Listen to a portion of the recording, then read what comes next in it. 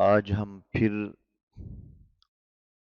اسی حدیث معراج کے حوالے سے چند باتیں آپ حضرات کے گوش گزار کریں گے۔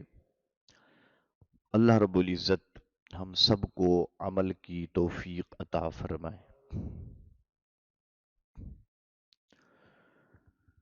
تو ہم اپنی بات کو وہیں سے شروع کرتے ہیں کہ فرشتوں کی جو بحث ہو رہی تھی اور آقا علیہ الصلوۃ والسلام سے اللہ رب العزت نے ان کے بارے میں پوچھا، تو آقا علیہ الصلوۃ والسلام نے فرمایا کہ وہ چار فرشتے چار مباحث میں آپس میں مباحثہ کرتے ہیں کہ کفارات کیا ہیں، درجات کیا ہیں، منجیات کیا ہیں اور مہلکات کیا ہے۔ تو پہلے دو کے بارے میں ہم نے اختصار کے ساتھ آپ حضرات کے سامنے بیان کیا۔ آج اس بات سے شروع کرتے ہیں کہ جبریل امین علیہ السلام نے عرض کی، یا رسول اللہ صلی اللہ علیہ وسلم، منجیات کیا ہے؟ یعنی وہ کون سے اعمال ہیں جن کے کرنے سے انسان کو اللہ رب العزت کی گرفت اور عذاب سے نجات ملتی ہے۔ تو آقا علیہ الصلوۃ والسلام نے ارشاد فرمایا کہ وہ تین قسم کے اعمال ہیں۔ نمبر ایک، فرمایا خشیت اللہ فی السر والعلن، کہ ظاہری اور پوشیدہ حالات میں اللہ رب العزت کی خشیت اور خوف اپنے دل میں پیدا کرنا۔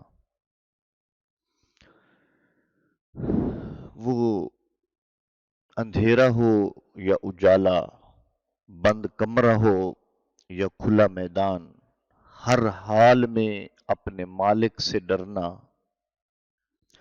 یہ ایک ایسا عمل ہے کہ اللہ رب العزت کے غضب سے انسان کو نجات دلاتا ہے۔ محدث ابن جوزی بہت بڑے جلیل القدر محدث ہیں، وہ ایک واقعہ بیان کرتے ہیں کہ میں نے ایک جوان کو دیکھا کہ وہ حداد تھا، لوہے کا کام کرنے والا لوہار تھا۔ میں نے اسے دیکھا کہ وہ آگ کی بٹھی میں آگ کی طرح سرخ لوہے کے کڑے وہ ہاتھ سے نکال لیتا تھا۔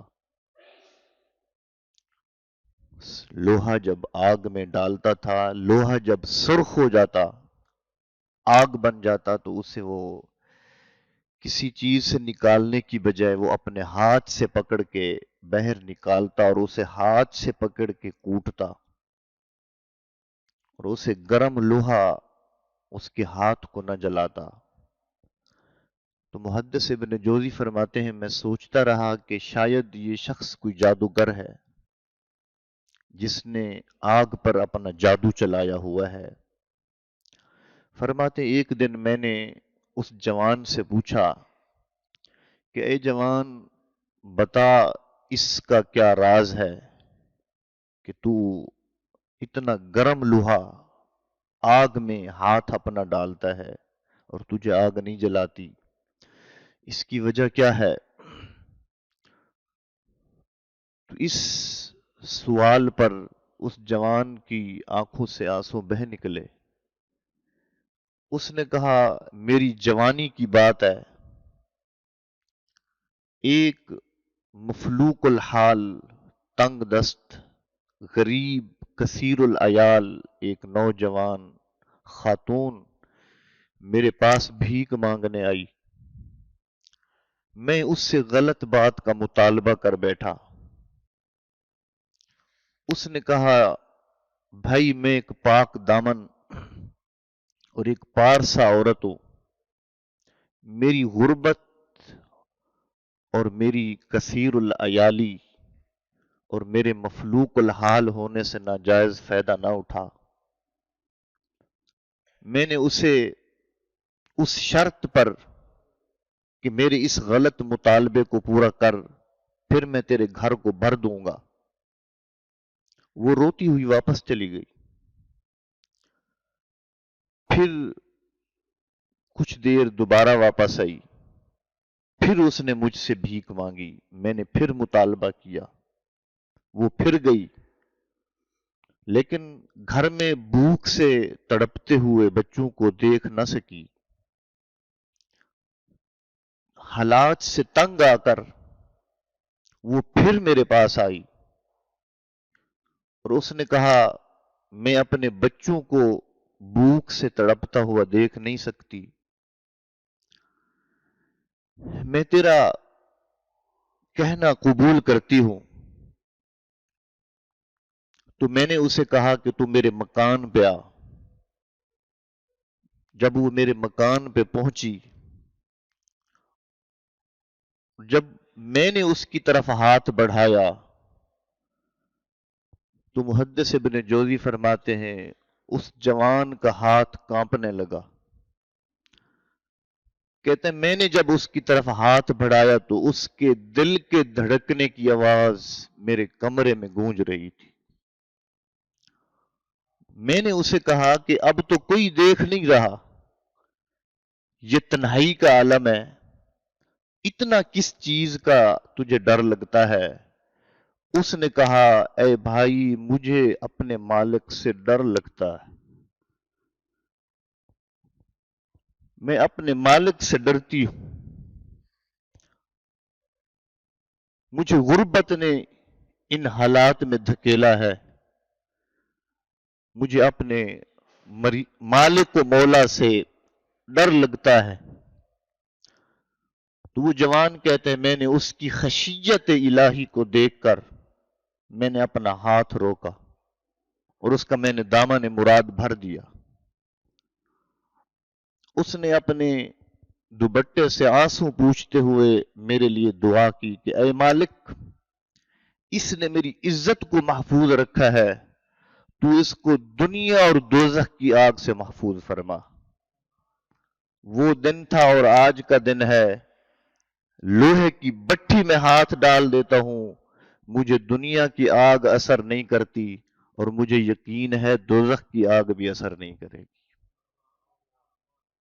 جو لوگ مخفی حالات میں بھی اللہ سے ڈرتے اور ظاہری انسان گناہ غاروں میں جا کر کرے، سمندر کی تہ میں جا کے کرے، فضاؤں میں اڑ کے کرے، گناہ ہر حالت میں گناہ ہے، اور وہ مت سمجھے کہ میں چوری اور مخفی حالات میں کر رہا ہوں، وہ تو وہ ذات ہے کہ دل میں خیال جو انگڑائی لیتا ہے وہ بھی تمہارے رب کی نظر میں ہے۔ انہو هو السمیع البصیر ہے، علیم بذات الصدور ہے۔ قرآن مجید کی جو آیت ہے نا لا یغادر صغیرۃ ولا کبیرۃ الا احصاها، کہ تمہارے چھوٹے سے چھوٹے عمل کو اور بڑے سے بڑے عمل کو تمہارے نامہ اعمال میں لکھنے سے چھوڑا نہیں جائے گا، لکھا جائے گا۔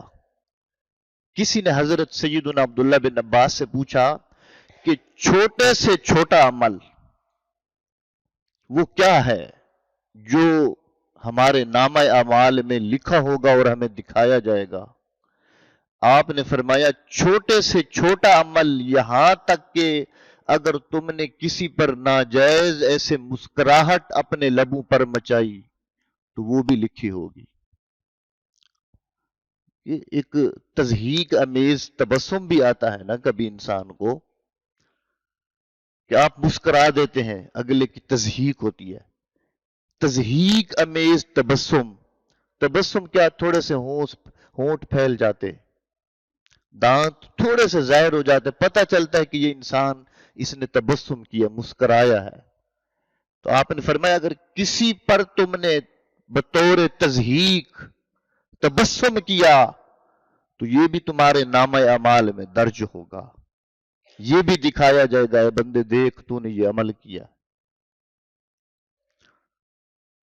خیال دل میں اٹھتا ہے، وہ میں نے آپ کو کئی بار حدیث سنائی ہے، یہ تو اللہ کے محبوب کا علم ہے کہ نامہ اعمال، انسان کے اعمال وزن ہو رہے ہیں، نیکیاں کم ہو گئی ہیں، گناہ بڑھ گئے ہیں۔ آقا علیہ الصلوۃ والسلام فرمائے کہ ٹھہرو، اس کے اعمال دوبارہ وزن کرو۔ دوبارہ وزن کریں گے۔ حدیث پاک آقا نے فرمایا، راوی فرماتے ہیں کہ حضور نے فرمایا میں ایک پرچی اس کے نیکیوں والے پلڑے میں رکھوں گا، اور اس کی نیکیوں والا پلڑا زیادہ ہو جائے گا اور گناہوں والا کم ہو جائے گا۔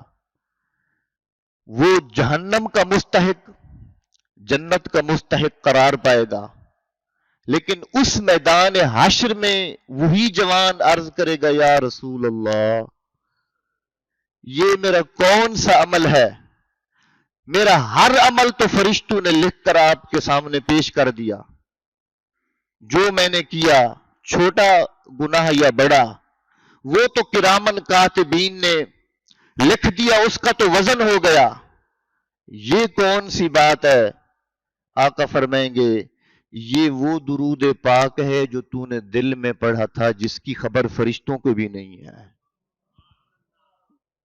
یہ تو اللہ کے نبی کا علم ہے، دل میں جو آپ نے درود پاک پڑھا ان کا علم ہے۔ اللہ رب العزت کو کتنا علم ہے، ہم اس کے ہاتھوں سے تراشے ہوئے لوگ ہیں۔ لما خلقت بیدی، اے بے وفا تجھے میں نے اپنے ہاتھوں سے بنایا ہے۔ تو منجیات، نجات دینے والے اعمال میں سے پہلا عمل اللہ رب العزت کی خشیت ہے۔ اللہ ہمیں نصیب فرمائے، ہم دکان میں ہوں، کاروبار میں ہوں، سفر میں ہوں، حضر میں ہوں، ہمیں تھوڑا سا اس بات کے حوالے سے اپنے گریبان میں جھانکنا چاہیے۔ ہم تولتے وقت، ناپتے وقت، چلتے وقت، اٹھتے وقت، دیکھتے وقت، سنتے وقت کیا کرتے ہیں؟ اس سے ہمیں کتنی خشیت الہی ہمیں اپنے اعمال میں کنٹرول کرنے پہ کار ثابت ہوتی ہے۔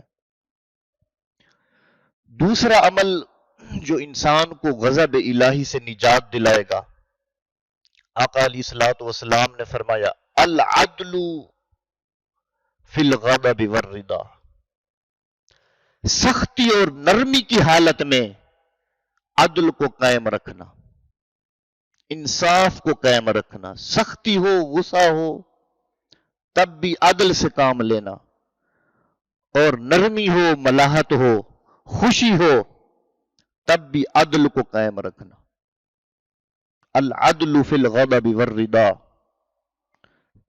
سختی اور نرمی میں، غصے اور خوشی میں انسان کو عدل۔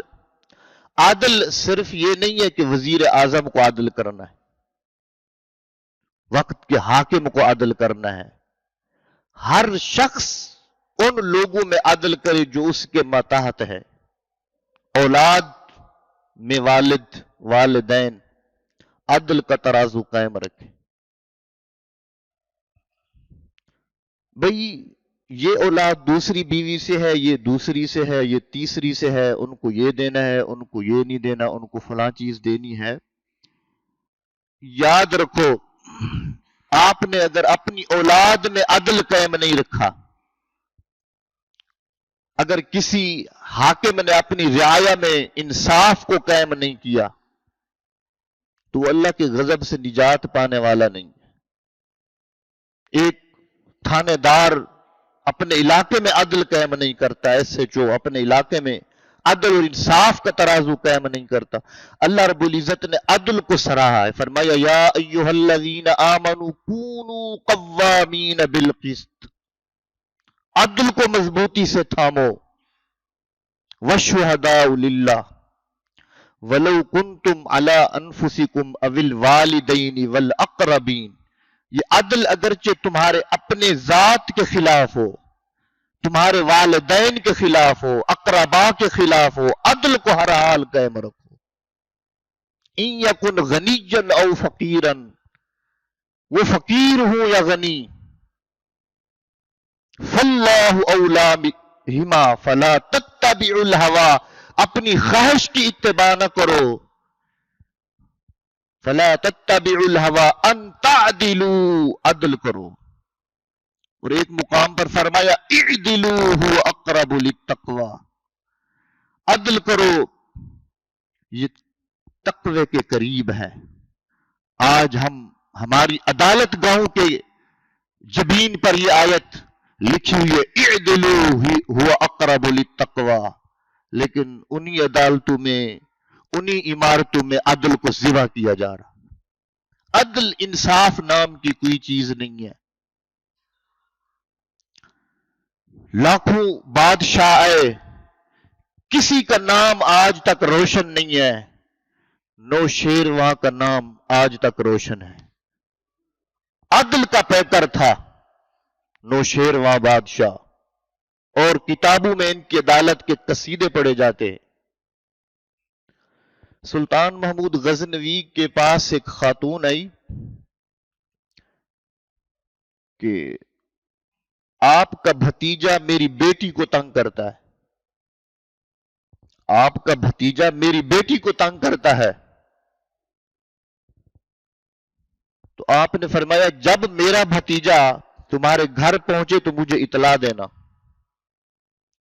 اس خاتون نے رات کے اندھیرے میں اطلاع بھیجی۔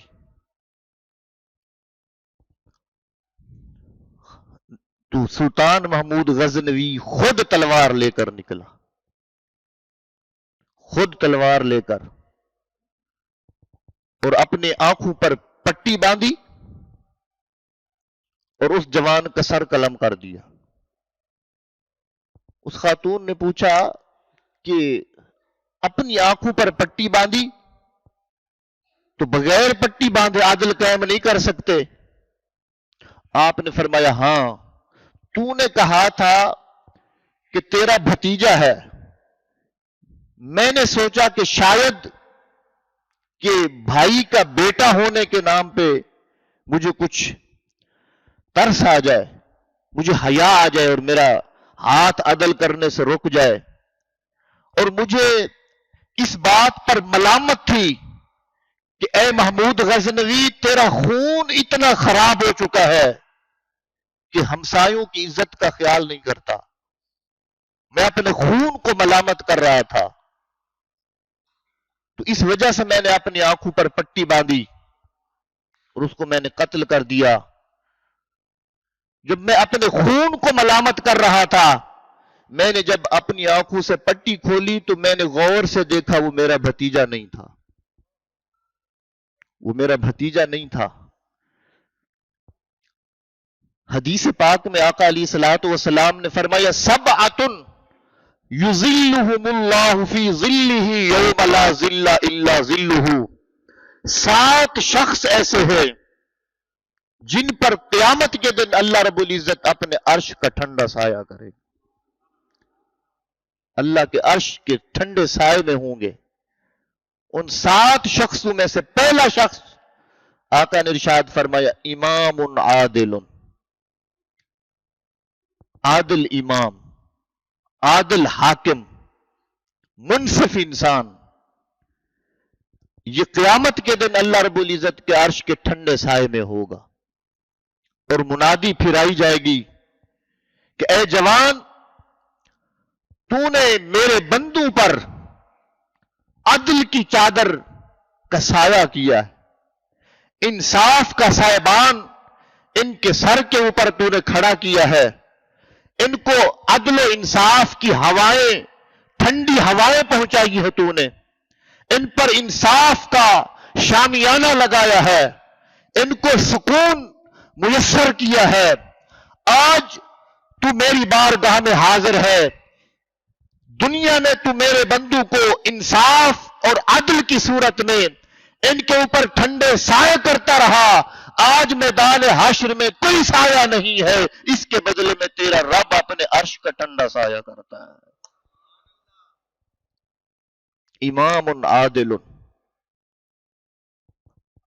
عدل یہ اسلام کا دوسرا نام نظام عدل ہے۔ اسلام کا دوسرا نام نظام عدل ہے، اور نظام عدل کا دوسرا نام اسلام ہے۔ آج نام کے مسلمان ہیں، ہماری عدالت گاہوں سے نحوست ٹپکتی ہے، وہاں سے کوئی عدل نہیں ملتا، انصاف نہیں ملتا۔ الامان والحفیظ، مدینہ طیبہ کی دھرتی پہ زلزلہ آیا، سیدنا فاروق اعظم نے کیا فرمایا؟ کیا فرمایا کہ اے زمین، کیا عمر تیری چھاتی پر عدل نہیں کرتا؟ کیا عمر تیری چھاتی پہ عدل نہیں کرتا؟ وہ دن تھا، 1400 سال گزر گئے، آج تک مدینہ طیبہ کی دھرتی پر زلزلہ نہیں آیا۔ آج تک وہاں ایک عادل کا وجود موجود ہے، اور عادل کو عادل بنانے والے سید العادل، سید المرسلین کا وجود موجود ہے۔ اور اس سے تو پتہ چلا نا حضرت سیدنا فاروق اعظم رضی اللہ تعالیٰ عنہ کے فرمان سے کہ تو جو کانپ رہی ہے، تو جو جھٹکے دے رہی ہے، کیا تیری چھاتی پر عدل قائم نہیں ہے؟ زمین نے یہ جملہ سنا اور آج تک سکون میں ہے۔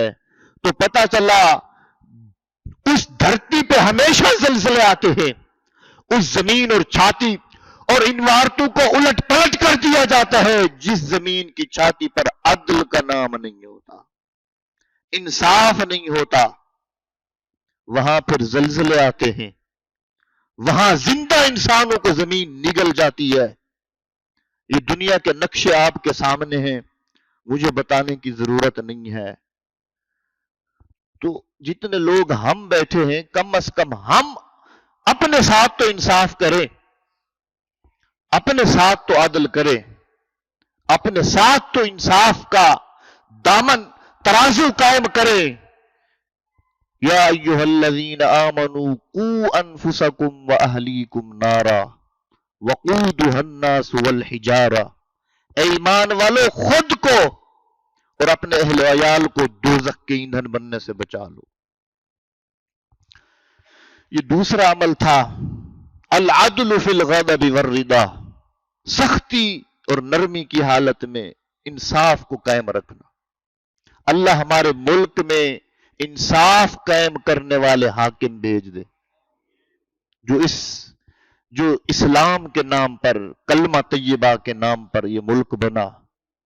جب سے ان چیزوں کا فقدان ہوا ہے، عدالت کرسی کے نیچے سے بکنے لگی ہے، قلم بک گئے، قلم دان بک گئے، قلم اٹھانے والے بک گئے، ضمیر بک گئے، ایمان بک گئے، سراپا انسان بک گئے، اور عدل و انصاف کا جنازہ نکل گیا۔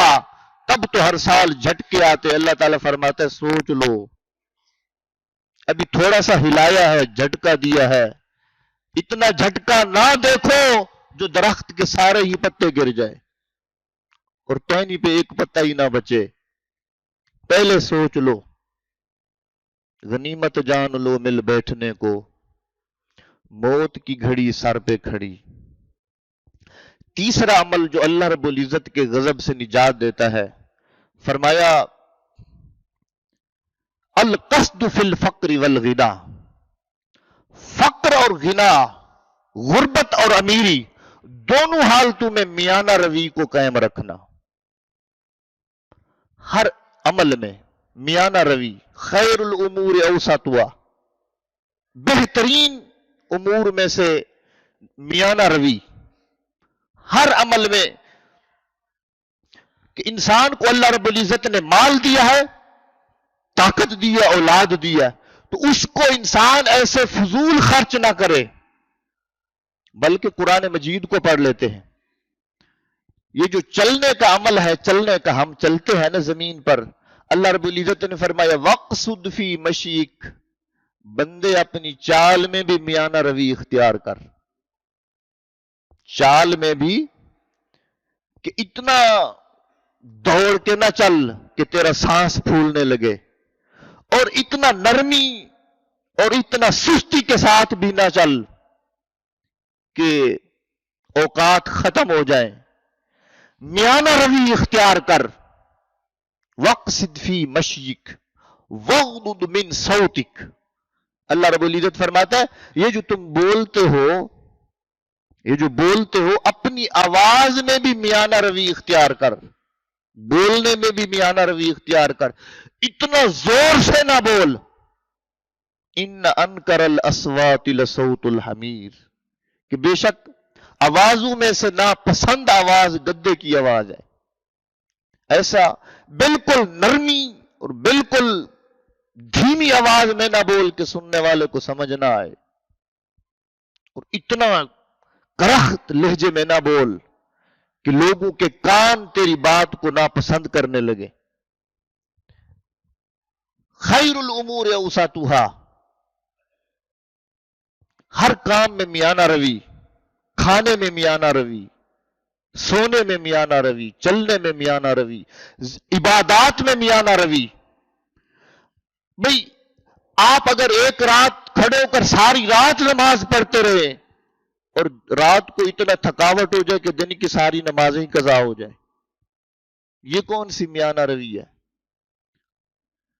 کہ اعتدال کے ساتھ، درجہ بندی کے ساتھ انسان کو چلنا چاہیے۔ روزہ افطار بھی کرنا ہے، سحری بھی کرنی ہے، بیوی بچوں کو بھی ٹائم دینا ہے، اپنے کاروبار کے لیے بھی ٹائم نکالنا ہے، اللہ کی عبادت کے لیے بھی ٹائم نکالنا ہے۔ ہر کام میں انسان تھوڑا تھوڑا وقت اعتدال اور خیر الامور اوسطھا کا پیکر بن کر زندگی گزارے۔ یہ تیسرا عمل ہے جو انسان کو اللہ رب العزت کے غضب سے نجات دلاتا ہے۔ اسرائیل علیہ السلام نے عرض کی حضور مہلکات کیا ہے؟ وہ اعمال کون سے ہیں جو انسان کو ہلاکت اور تباہی کے گڑھے میں ڈالتے ہیں؟ آقا نے فرمایا شح مطاع، بخل کی اطاعت کرنا۔ دل میں ایک سخاوت کا چشمہ پھوٹتا ہے پھر بخل کا، بخل کی اطاعت کرنا۔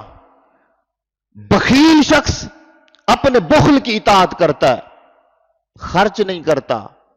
طاقت خرچ کرنے کا موقع آیا، مال خرچ کرنے کا موقع آیا، وقت دینے کا موقع آیا، کسی طرح کی بھی ایثار اور قربانی کا موقع آیا، بخیل کے قدم پیچھے ہوتے۔ ہر مقام پر، ہر موڑ اور ہر میدان میں بخل کی اطاعت کرنا، یہ وہ کام ہے جو انسان کو ہلاکت اور تباہی کے گڑھے میں پھینکتا ہے۔ اور ہون متبعون، آقا علیہ الصلوۃ والسلام نے فرمایا اپنی نفسانی خواہش کی اتباع کرنا۔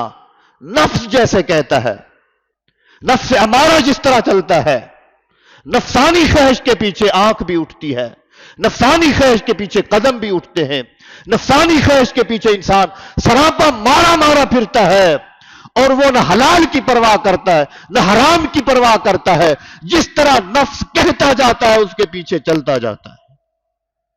نہ اپنی کا پتہ ہے نہ پرائی کی پتہ ہے، نہ اپنوں کا خیال ہے نہ غیروں کا خیال ہے، نہ ہمسایوں کا خیال ہے نہ دور والوں کا خیال ہے۔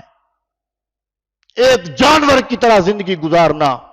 جانور کی زندگی بھی صرف خواہش کا نام ہے، وہ بھی رسا ادھر ہی تڑواتا ہے جدھر اس کی خواہش ہوتی ہے۔